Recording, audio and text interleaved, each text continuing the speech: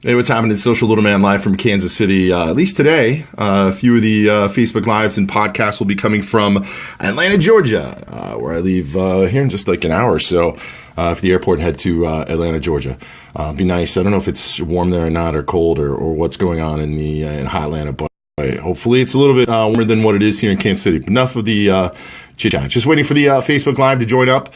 I like getting the messages asking me when I'm going to go live every day. Maybe I need to get a little bit more scheduled in there, but I appreciate the feedback. Love getting feedback on this. The whole reason that I enjoy doing these Facebook Lives, different than recording videos and just throwing up on YouTube.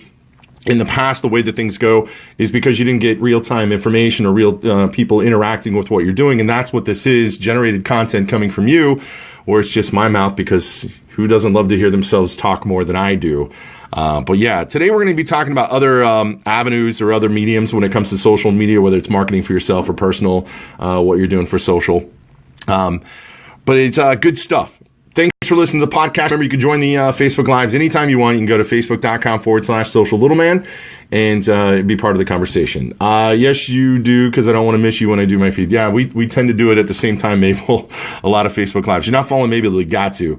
She's got some great Facebook Lives. Kenny, thanks, man. Thanks for joining. Hashtagging Social Little Man. John Sherrill, King of Social. Thanks, John. Appreciate that title. You've been killing it up there in the Northwest, by the way. I got to say, John, with the salespeople here at AutoAlert, just been doing really good with one-to-one marketing up in the Great Northwest. So if you're in the Seattle, Washington, Oregon area, make sure you get a hold of John so you can start selling more cars. Today we're going to talk about other avenues when it comes to social media. So I heard a quote by, not a quote, but I read it by one of the kings of personal branding and selling a car in the automotive industry, which this video is not just for the automotive industry, it's for all of you out there, no matter what you're trying to do to personally brand yourself. If you're selling more Rodan and Shields, if you are sign the petition for the 6X shirts for Kenny for the Social Little Man. Thanks, Brad, for joining. But Mike Davenport, I think I may have got this wrong, or if somebody wants to ping him or anything, 48 different social sites or social content areas that he is associated. 40, is it 48, 38, something like that? It's a ton. It's a lot. And it can be a ton to do unless you've got some kind of help. I fortunately have a lot of help here with the content team that reports to me at AutoAlert, that they help me out with a ton of content and a ton of distribution. So yeah, where do you need to be? What? Mike Davenport. You know what I'm talking about. So all of those I'm going to see in Atlanta this week. Looking forward to seeing you and having some conversations about selling cars and stuff. But today we're going to talk about other sites. Now, when everybody thinks of the number one big 800-pound gorilla in the room when it comes to social media, of course, is Facebook. Facebook being that, boom, everybody's on Facebook. Well, if you're not on Facebook, you like to brag to people that you're not on Facebook. And there's the majority of people are on Facebook. Facebook's the place where people go to lurk and read about other people's lives or about entertainment. It's everything in the world that you need to know is on Facebook, including, becoming friends with your fourth grade, best friend that you haven't seen in 48 years. You're connected on Facebook. That's the 800-pound gorilla in the room. Now, what comes in at number two?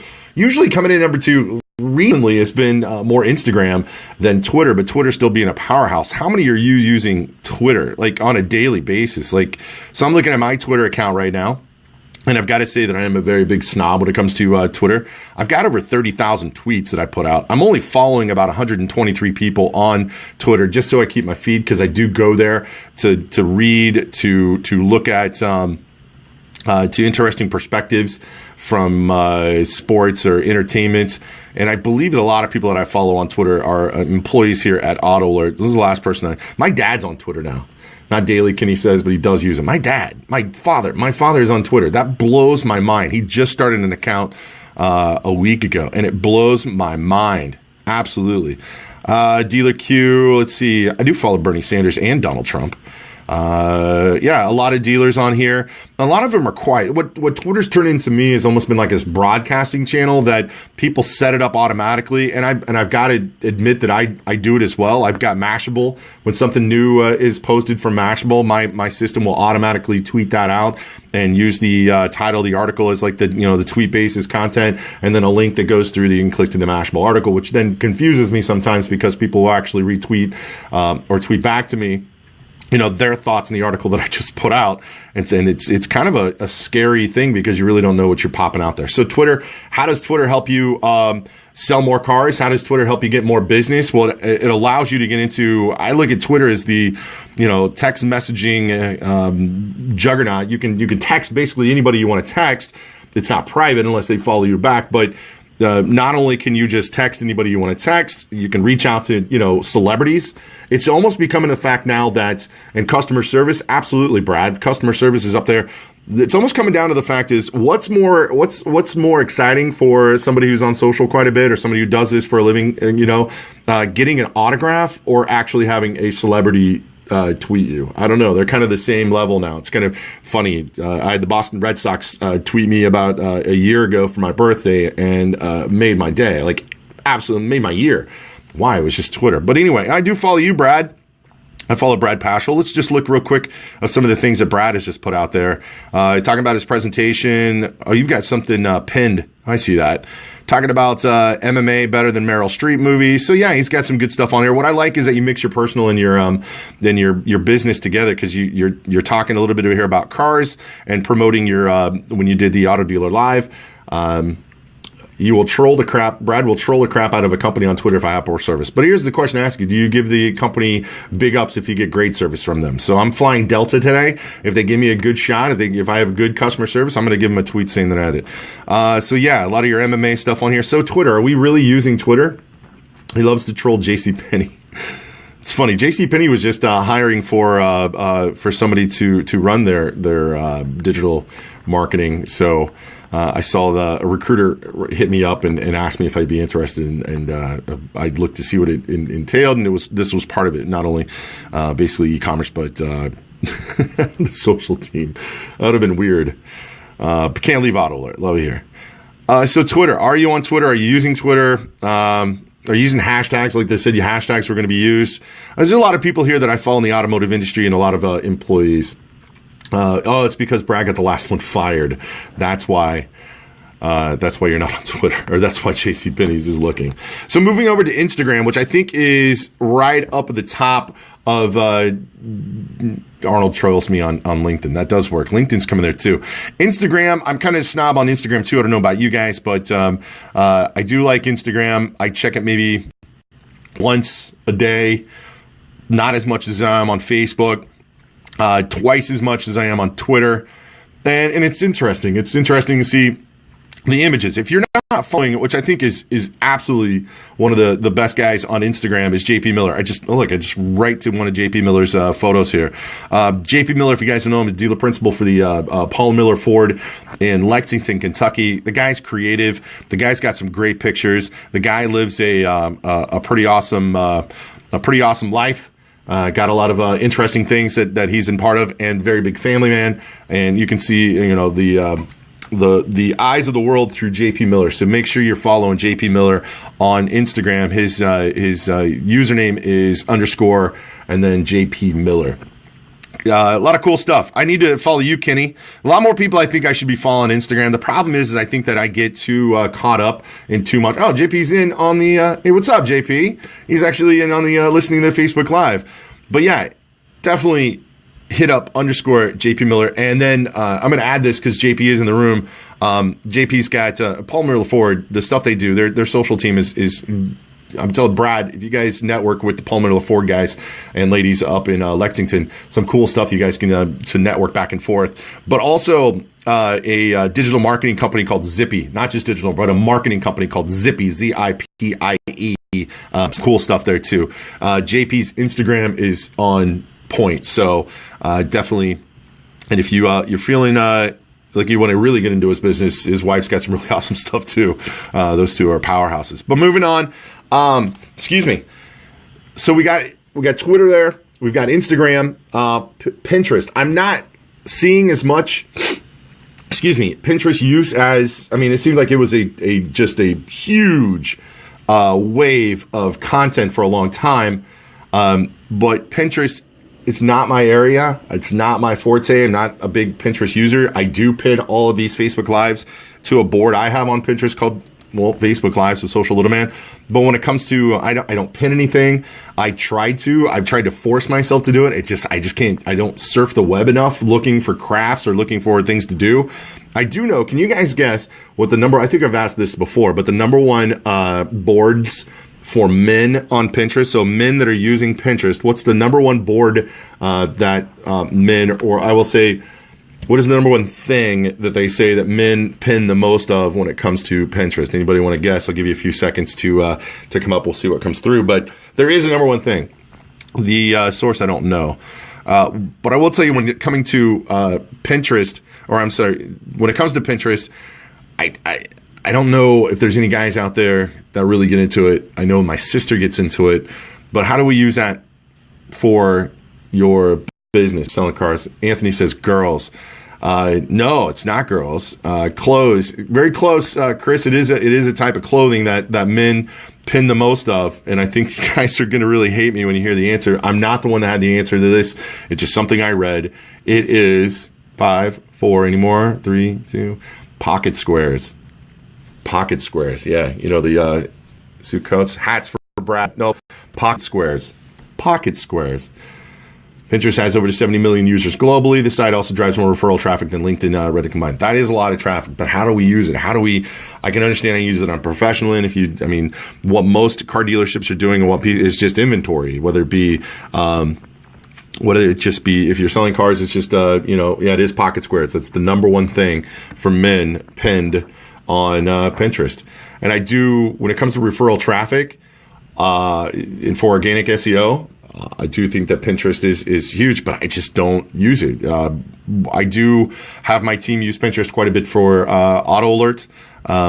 It's not coming up as a referral traffic source in my Google Analytics. So it's for us, we're either not using it right or it's not. But I think for small ticket items, maybe large ticket items, but mostly small ticket items, Pinterest is there. When it comes to clothing and et cetera, pocket square, it can be. So JP is correct. It is an amazing traffic builder or traffic source generator to get to your website and to get those inventory parts of your website when it comes to selling things e-commerce wise. Moving on, we've talked about Twitter. We've talked about Instagram, which I'd like to get back to Instagram a little bit later in another Facebook Live in the future. But what's next? What is the next thing? If Mike Davenport is on 38 different sites, what is the next thing he's coming at? And I'm thinking here, I've got Pinterest down. I've got, YouTube. That's it. It was escaping me. But YouTube is definitely the site that I think that is really utilized in the industry that I work in, which is the automotive. Hey, Mandy Jordan, thanks for joining. I think YouTube is used a lot in my industry, but I don't think it's used the correct way. I think definitely your inventory needs to be on there. I will tell you that the strategy I have for these Facebook Lives is we run the Facebook Live. Once it goes live, then we pull it off of Facebook. It's a way that you can download your Facebook Lives now as an MP4. Then that gets uploaded to YouTube with a description, and we take care of it that way. So do I get a lot of legs on the YouTube? Absolutely not. But in the honorable words of Gary Vaynerchuk, you've got to be patient. What if I need Vandy UK tickets for Tuesday's game? Pinterest, help somebody, please. Where are they playing? UK? Say JP Miller. I didn't say that. He's there. But yeah, what are we using for YouTube and MySpace? YouTube being the number 2 search engine in the world, right behind Google. It's where people go to learn things. It's where I go to learn things, because if you're not reading things, this is where we're about to do some YouTube challenges to find out how to get our brand new Sony Handycam small. I can't. It's not even plugged in. So this is what we're going now with the Facebook Lives. We'll be using this and how to get this through Facebook Live. So that will be happening soon, and we'll probably be using YouTube to figure that out. Excuse me. But YouTube has a lot of capabilities I think a lot of people aren't using, because I think that right now in the automotive retail industry is mostly walkarounds are being put on YouTube, and also email follow-ups.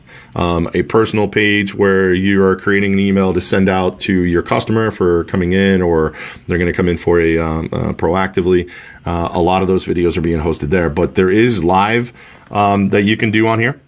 I think that we're missing a lot of the OBS Studio Is that what it is? I'm gonna write that down. Yeah, Brad, you're gonna have to help us with this one. I get so busy here, and then I have like 700 tasks I put my team to think about, and then these get pushed in the back. So we're gonna reach out to you to make these Facebook Lives. We're gonna get ready for NADA to go live out there on the nice camera, right? On the SDLR or DSLR and this Sony X-More. But yeah, we want to do the same thing with YouTube. There's a way that you can go live on YouTube now. There's a way to create a series on YouTube. How many subscribers do you have? What are you using the right keywords? Is there people out there that give you, what's the great title subject that you should make, and then also, of course, to describe the video, and then the keywords that go in there. And hopefully then you're going to be showing up in search. So same program does YouTube. Hey, I like that. Thanks a lot, bro. See, this is why we do this. I'm not the only one learning here. I'm learning stuff I'm learning about OBS. So we talked about YouTube. I'm going to type in here the top social media sites in the U.S. And because if I'm missing any, I'd love to know what they are, because we're not. YouTube. Oh, LinkedIn. Why have we not talked about LinkedIn? Because LinkedIn is something we talk about here, and Arnold will come in and absolutely take over the show and say that LinkedIn is not popular for car dealers. Well, I'll tell you that they don't get searched by their customers. Okay, we've got that, but why would you not have a online resume to help you with what you're doing? And I apologize for the pain in your ears. Kenny Lindrum, no problem. Thanks for hooking me up. Hit me up privately.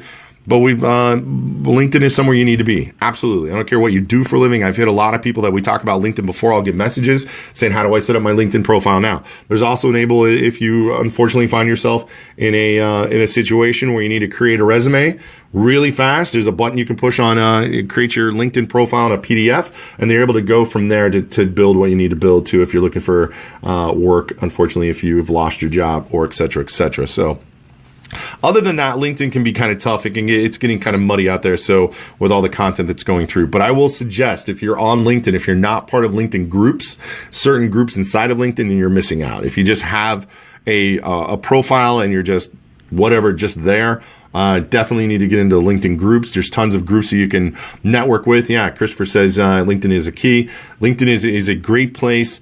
There is a lot of mud. Just a lot of people don't understand that LinkedIn is a professional place, and they're still putting personal stuff up there. And I think I got to ask Diana, because she's in listening. And by the way, Diana, thanks for joining. I appreciate it.